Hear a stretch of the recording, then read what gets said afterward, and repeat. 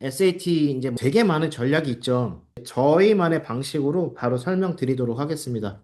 공부를 안 한 것도 아니고, 시험을 안 본 것도 아니고, 문제를 안 푼 것도 아니고, 수업이나 특강을 안 들어본 것도 아닙니다. 근데 내가 원하는 목표 점수를 전제로 그 점수를 만들기 위한 구조적인 디테일한 어떤 공부를 한 적이 없어요. 그러니까 그 말은 뭐냐? 여름방학, 겨울방학, 특강이라고 9학년, 10학년, 11학년, 12학년까지 모든 방학을 SAT에 쏟아넣고 특히나 이제 여름방학이 지나고 난 다음에는 8, 9, 10, 11, 12에 대한 모든 어떤 SAT의 그 시험들을 다 보러 가죠. 어떨 때는 한국으로 비행기 타러 가서 보는 데도 있고, 어떨 때는 학교에 가서, 그러니까 주로 SAT에 대한 시험을 거의 무슨 시험을 너무 양을 너무 많이 풀고, 그 다음에 준비가 철저하게 이루어지지 않았는데, 그러니까 내 방학을 전부 다 SAT에 허비하는 학생들이 너무 많은 거예요. 근데 이게 학생들만의 잘못이냐? 저는 이건 분명히 여기 말씀드린데, 학부모님들의 어떤 그 경험의 부재에 의한 어떤 선택이 좀 더 많은 이런 결과를 불러오는 것 같아요. 그게 왜 그러냐? 그러실 수밖에 없는 게 이해도가 좀 없으셔서 그럴 거예요. 그 말은 경험이 없으실 거예요. SAT를 어머님들께 실제로 풀어보신 어머님 몇 분이나 계시겠어요?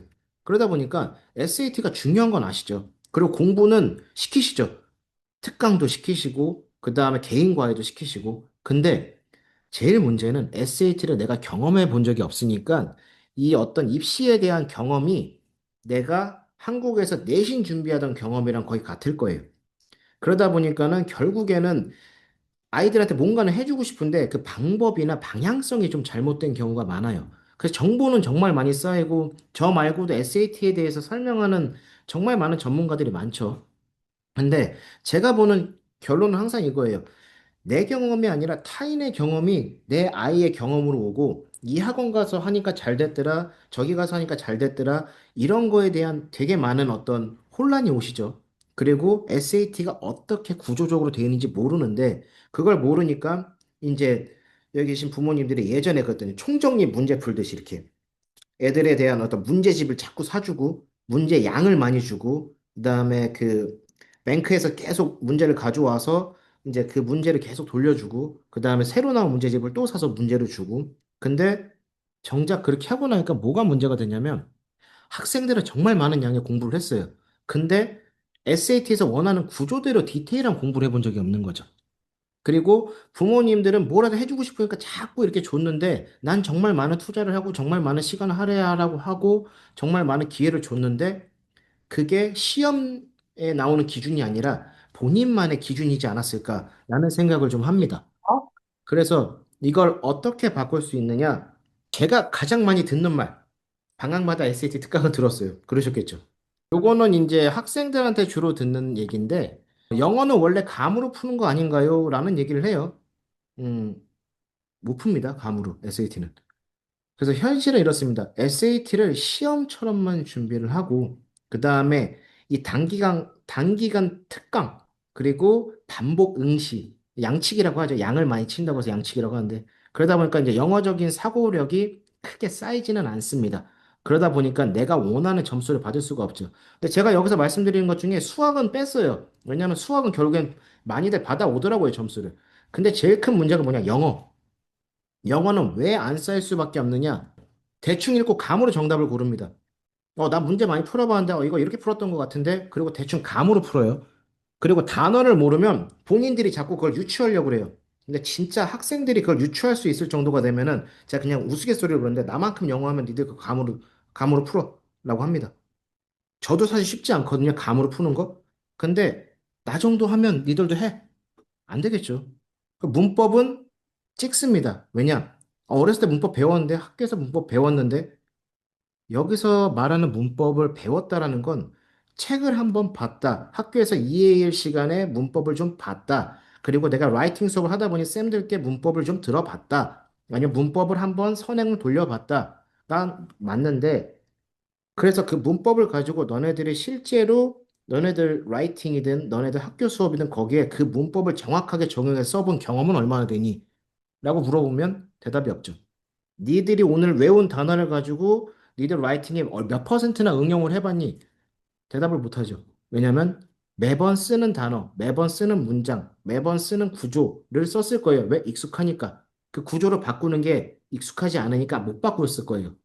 그럼 이걸 실제로 응용하는 단계가 있어야 되는데 배운 게 내 게 아닌데 배운 걸 내 거화시키는 작업이 필요한데 안 한 거죠. 그래서 보시면 SAT는 이렇게 채점이 됩니다. 추론 없이 핵심을 못 잡으면 information and idea에서 점수가 안 나올 거고 단어를 모르면 문맥을 모르면 craft and structure에서 점수가 안 나올 거예요. 그 논리의 흐름을 판단 못하면 expression of idea에서 안 나올 거고 문법 구조가 약하면 전 영역이 다 안 될 겁니다. 그래서 SAT는 단 하나만 잘해야 되는 게 아니라 여러 가지 영역을 다 잘해야 되는데 이게 무슨 말이냐? 이게 실제 SAT 성적표 사례인데 이제 저도 이거를 요 부분에서 이제 가져올 때 보면은 이 친구는 한국인은 아닌 것 같네요. 왜냐하면 매스 점수가 저렇게 나올 수가 없어요, 한국인들은. 특히나 뭐 아시아권 아이들은 저렇게 나올 수가 없고. 근데 보시면은 리딩 라이팅 저기 영어 영역인데 네 가지 섹션이에요. 바가 꽉 차 있다는 건 저긴 잘한다는 거죠. 저 말은 뭐냐? 어렸을 때부터 책을 좀 많이 봤다는 얘기예요. 근데 저 밑에 뭐 스탠더드 잉글리시 컨벤션스에서 좀 약하죠. 그 익스프레션 오브 아이디어스랑 아니면 크래프트 스트럭처도 좀 두 칸이 비어 있죠. 자, 뒤에 거 다시 보겠습니다. 리딩 라이팅. 이 친구는 보면은 영어는 그래도 좀 하네요. 영어는 못해도 한 700점 언저리가 나올 것 같아요. 근데 수학은 한 600 초반, 500 후반 정도 나올 것 같네요.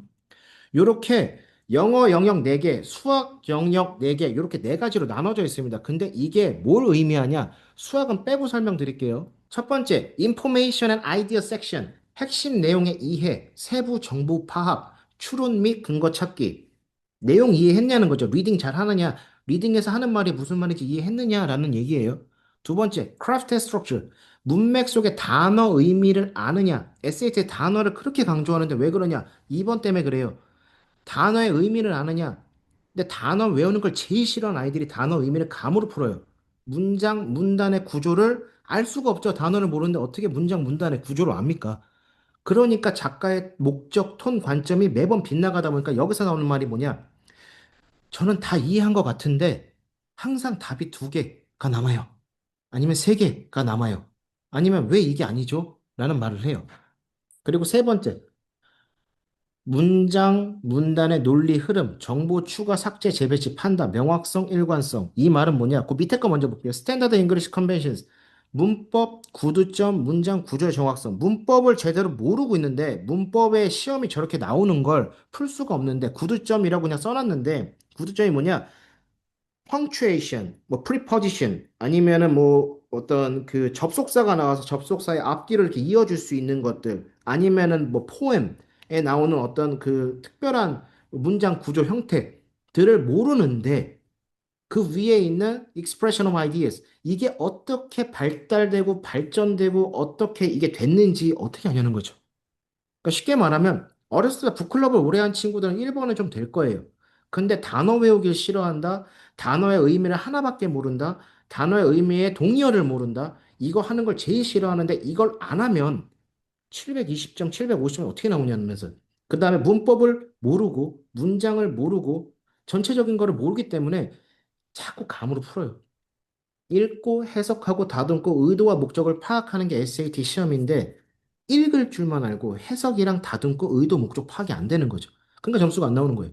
근데 보시면은 아까 말씀드린 이 네 가지 영역이 잘 보시면 어디서 쓰이느냐? 시험장에서 SAT 시험만 볼 때 쓰는 게 아니라 요 얘기를 학교에서 매일 하는데 고학년에 이제 IB 하는 친구들이나 AP 이제 뭐냐 리시나 랭 하는 친구들 보시면은 IBDP에서 TOK, EIE 전부 다 같은 사고 구조랑 그 정도 수준의 라이팅이랑 그 정도 수준의 이해력을 가져야 되고 또한 지문 이해, 추론, 뭐 페이퍼 원투 써야 되죠. 그걸 추론을 하죠. 애니메이션 보고 거기에서 내용을 이해, 어떤 글을 보고 거기서 내용 이해, 작가 의도, 논리, 흐름 안 되는 거예요. SAT를 잘하면은 영어가 잡힌다니까요. 근데 SAT가 흔들리면은 영어가 그냥 부족한 거예요, 원래. 예전에는 그랬어요. SAT 지금 뭐 디지털 오기 전에 저는 그랬어요. 영어 점수로 630점, SAT 점 630점이 안 나오면은 SAT 안 시켰어요. 왜냐면 그건 영어가 부족한 거다. 너는 SAT를 해도 어차피 그 점수다. 그러니 영어를 더 하고 와라. 라고 해서 안 시켰었어요. 근데 그러다 보니까 제가 여기 베이징이라는 데를 왔는데 특례하는 친구들을 보니까 이렇게 시키면 안 되겠다는 생각이 들었어요. 왜냐하면 630점을 넘기는 구조가 없어요. 그 말은 뭐냐? 국제학교를 어렸을 때부터 쭉 다녀온 친구들은 상관이 없는데 본인의 선택이 아닌 아버님의 일이나 어머님의 일로 인해서 갑자기 온 친구들은 이 중간 과정이 비어 있어요. 그 말은 갑자기 국제학교라는 걸 갔다는 거죠. 한국 내신을 하다가. 그럼 앞에 경험이 부재할 수밖에 없어요. 그럼 그걸 채워줘야 되는데 그거를 채우지 않고 그냥 나는 특강이라고 애들을 50명, 100명 있는 반에 넣어버리면은 내 거를 작은 쪼개서 이 작은 쪼갠 내 영어를 잡아줄 기초 단계를 잡아줄 사람이 없어요. 그러다 보니까 저는 SAT를 항상 이렇게 말합니다. 이걸 시험으로 보지 마라. 방학마다 가서 SAT를 하지 말고 차라리 전략으로 봐라.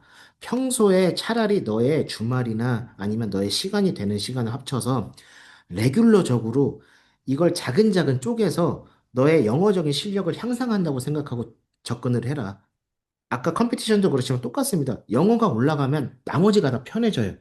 영어가 부족하면 다른 과목들이 다 뒤쳐져요. 점점 위로 올라갈수록.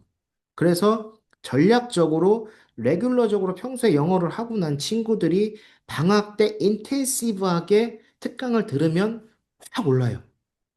그리고 그 사이사이에 계속 목 테스트를 보고 그러면 확 올라요.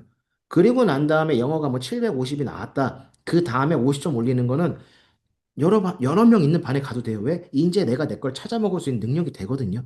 근데 그게 아닌 친구들은 기왕이면 좀 더 쪼개진 어떤 그런 교육을 좀 받았으면 좋겠어요. 그래서 보면은 다시 한번 말씀드리지만 저희는 이렇게 준비해 드려요.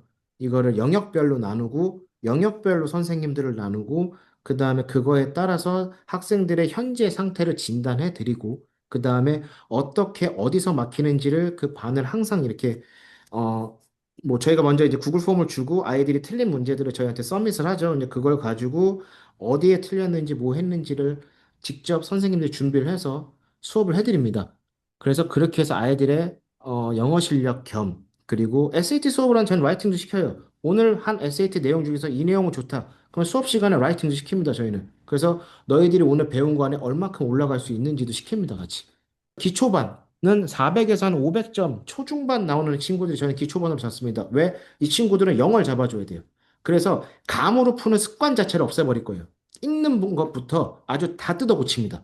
그래서 왜 이런지, 어떻게 이런지, 그리고 단어를 외우겠죠. 문법도 할 거고, 이런 것들에 대한 모든 SAT를 가지고 영어적인 실력을 올릴 수 있는 모든 기초적인 작업을 다 해줍니다. 근데 이건 제가 몇 번 말하지만 소규모 밀착이 아니면 올라가지 않습니다. 왜? 50명, 100명에서 선생님은 한 명인데 얘들한테 그 내용을 다 줄 수가 없어요. 그러다 보니까 밀착형으로 저희는 그룹 수업을 소규모로 합니다. 두 번째, 요게 제일 많죠. 저번 작년 8월, 9월 시험에 아이들이 막 이제 SAT가 좀 변해갖고 나왔을 때 이제 이거 문제도 이제 아직 난이도가 제대로 정해지지 않았을 때 그때가 기회였어요. 700을 넘기기 영어는. 근데 그때 700을 넘긴 친구들 그나마 좀 나아요. 왜냐면 슈퍼스코어로 쓰면 되니까. 근데 그때 700으로 못 올리고 10월, 11월, 12월 시험에서 줄줄이 깨진 친구들 있죠. 이제 600점 중반 이제로 내려오는 친구들. 그게 뭐냐? 점점 이제 시험들은 내면서 규칙성을 갖게 되고 어떤 룰을 갖게 되고 어떤 스탠다드가 생겨요. 근데 뭐가 안 생겼냐? 학생들아, 니들이 가지고 있는 영어 실력은 원래 650점이었어. 그냥 운이 좋아 초반에 700점이 나왔던 거지. 내가 700점이 올라갔다고 생각하지 마. 라고 저는 얘기를 해줬어요. 왜냐면 그 단어에 대한 추론 능력도 좀 부족하고 단어에 대한 어떤 그 두 가지, 세 가지 의미들을 시간을 내서 공부하지 않아요. 왜 마음이 급해지니까 700점대에서 600 중반으로 떨어지니까 마음이 급해져서 자꾸 문제를 자꾸 풀어요. 그리고 내가 안다. 나 이거 아는데 같은 문제를 두 번, 세 번 풀면 알겠죠. 왜냐면 답을 이미 알고 있는데. 그래서 항상 얘기하는 게 좀 슬로우 에듀케이션을 해라. 그 슬로우 에듀케이션은 이 뒷반에 고급반의 아이들 이제 그게 포함이 되는데 뭐냐? 내가 시험을 보고 틀렸을 때 내가 틀린 문제를 가지고 단어 하나, 문장 하나, 그리고 그 답안지에 있는 그 답까지 싹 다 해석을 하고 단어를 분석하고 문장을 분석을 해서 한 문제를 2시간이 걸리건 3시간이 걸리건 내가 이해하고 이 답이 나오는 게 이해될 때까지 풀어내는 걸 슬로우 에듀케이션이라고 하거든요. 이 친구들은 그게 필요해요. 특히 600 중반에서 720점 사이에 있는 친구들은. 근데 그걸 안 한다.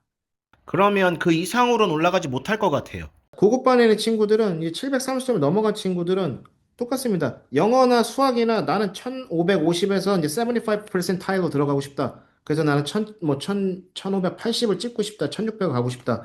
그럼 무조건 솔로 에듀케이션 해야 돼요. 수학에서 안 풀리는 문제 하나, 790점이 나올 수밖에 없는 그 하나, 아니면은 영어에서 안 풀리는 그 문제 하나, 이거를 갖다 놓고 정말 1시간이건 2시간이건 정말 내 실수를 0에 가깝게 수렴을 하게끔 이거를 분해하는 연습을 해야 돼요. 근데 이게 하고 나면 시간 낭비가 아니라 이것만큼 좋은 에듀케이션이 없어요. 내가 문제를 많이 풀어볼 땐 풀죠. 그거를 해야 되는 시간과 이거를 다시 복습해서 내 거화 시킬 때는 내가 모르는 건 이 안에 있어요, 답은. 거기에 들어가서 내가 모르는 부분을 찾아내는 것 자체가 정말 중요한 에듀케이션인데, 그걸 저희 선생님들과 함께 저희는 직접 수업 시간에 해드립니다. 그러려고 반을 만드는 거고, 그렇게 평일 반, 아니, 주말에 이제 이렇게, 아니면 이제 평소에 수업을 할 수 있게끔 저희가 준비해 드립니다. 그래서 3월 달에 시험을 지금 앞두고 있는 친구들은 지금 시험이 얼마 안 남았죠. 끽해봐야 1월, 2월 이제 이렇게 하면은 한 6주 남았을 거예요. 근데 6주, 7주 남았는데 이 사이에 뭔가를 해야 된다. 그러면 정말 내 현재를 파악을 하고 뭐가 안 나오는지 다시 한번 보고 거기에서 내가 제일 부족한 부분을 다시 한번 보는 걸 추천드려요. 그리고 뭐 안 해오고 밀어놓은 게 있으면 외웠으면 좋겠어요. 그리고 내가 슬로우하게 공부를 안 해봤고 뜯어 고치는 걸 감으로 풀었다. 그럼 한 번, 한 문제를 뜯어봐요. 제발. 그러면 여러분들의 영어가 SAT 점수가 안 움직이던 게 움직이기 시작할 거예요. 제발 GPT 쓰지 말고 Grammarly 쓰지 말고 라이팅 쓸 때도. 그래서 오늘 설명의 목적은 지금 당장 여러분들께 모든 걸 결정하시라는 자리가 아닙니다. 근데 어느 방향으로 갈지 더 이상 미루지 마시라는 거죠. 결과를 만들 건가, 시간을 효율적으로 쓸 것인가. SAT를 9학년에 시작해서 10학년에 들어가자마자 끝냈을 때는 아이들의 겨울방학이 정말 다채로운 다양한 활동으로 채울 수가 있거든요. 근데 이 다채로운 활동을 할 수 있는 시간을 SAT에 쏟아붓지 마시라는 거예요. 학교의 점수를 올려야 되는 11학년, 12학년 그 끝나는 무렵에 대학 에세이도 써야 되고 막 지원을 해야 되고 막 이런 시간에 그 방학을 단순히 컴피티션 준비한다. 단순히 막 인제 어떻게 해야 되지? 미루지 마세요. 10학년인데 인제 시작하면 되겠지? 아니에요. 늦었어요. 매번 얘기하잖아요. 늦는다고. 그 전에 시작하셔야 돼요. 한국 수학은 9학년에 끝났어야죠, 이미. 그리고 나서 이미 MYP, GCSE 하는 애들은 영어 적는 걸로 이미 넘어왔어야죠. 왜? 구조가 다른데, 접근하는 방법이 다른데, 그런 시간적인 효율을 최대한 저희는 극대화시키려고 합니다. 그리고 결과를 꼭 만들려고 합니다. 오늘 지원하면 다음 달에 하나씩은 꼭 결과가 나올 겁니다. 지금은 라이팅 컴피티션이든 SAT든 간에 모든 고민이 있으시면 저희에게 상담을 주시면 됩니다. 전 이 두 가지를 통해서 저의 목적은 기본적으로 아이들의 영어 실력이 올라가고 나중에 DP에 올라가거나 아니면 이제 뭐 11학년, 12학년 됐을 때 최소한 내 에세이 정도는 내 아이디어 정도는 내 손으로 쓸 수 있는 친구들을 만들어내고 싶어요. 그 정도의 시간 효율성을 갖고 가실 수 있게끔 저희가 준비해 드립니다. 오늘의 많은 내용들 중에 줄여드리면, 라이팅은 학교에 있는 어떤 수준이 아니라 정말 대외적인 수준에 있는 난이도 있는 걸 해본 적이 없을 거예요. 그리고 SAT는 아까 말씀드린 대로 구조를 다 분석해서 그 안에 있는 디테일하게 해본 적이 없을 겁니다. 그래서 결과가 없던 거예요. 그래서 저희는 연습을 하는 시간이 아닙니다. 실전입니다. 모든 프로젝트는 다 실전입니다. 그래서 그거를 단순히 너네 이제 실력이 좀 올랐어가 아니라 완성을 하고 그다음 구조로 결과로 점수로 수상으로 그 밖에 어떤 사고력 확장으로 보여드리려고 합니다. 오늘 준비한 내용은 여기까지고요. 뭐 편안하게 저희한테 연락 주시면은 저랑 상담 진행 가능하시고요. 감사합니다.